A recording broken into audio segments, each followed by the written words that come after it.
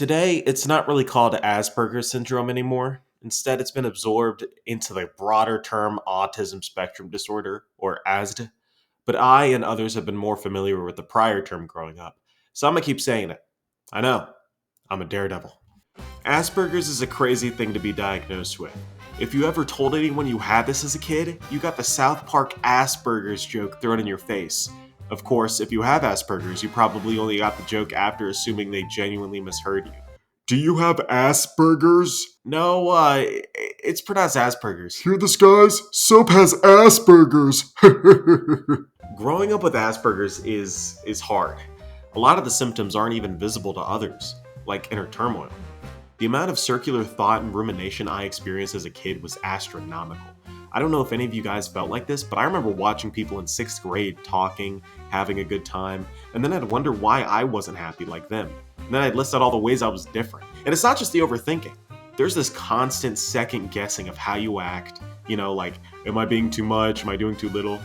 I think a lot of neurodivergent people feel that difference socially as well. Because, it's fair, navigating interpersonal relationships doesn't come naturally to us. If you're too late to laugh at a joke, make a facial expression, use the correct vocal intonation, or you're just too quiet, it seems like you're the weird one. And you can't forget masking.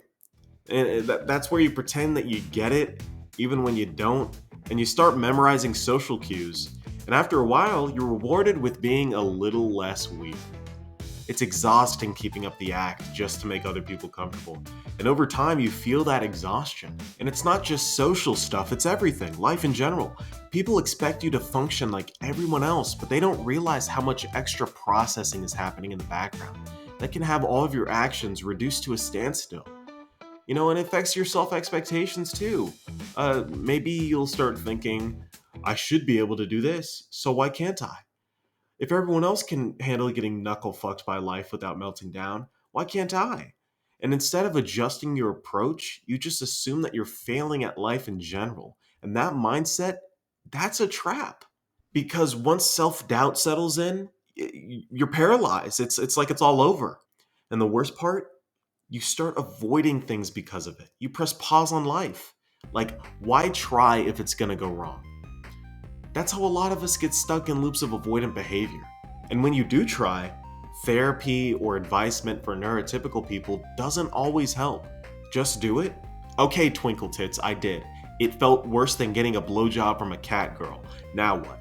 Trying to treat neurodivergence like a problem to fix instead of a difference to navigate just makes things worse. Because at some point, it's not about getting better.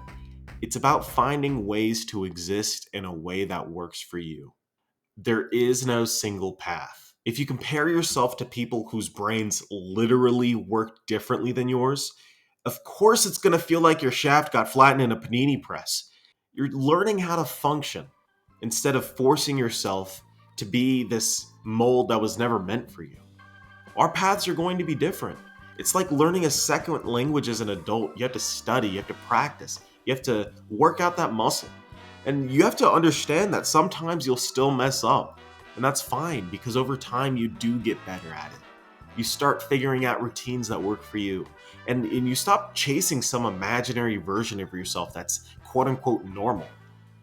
And if there's one thing I want to leave you with, it's this. You are improving. Even if it doesn't feel like it, even if the progress is microscopic, you are learning, adapting, and figuring things out bit by bit. And that's not nothing. That's proof you're living, proof you're growing, proof that you are getting better. So yeah, maybe life threw us on hard enough, but hey, at least we're still in the game.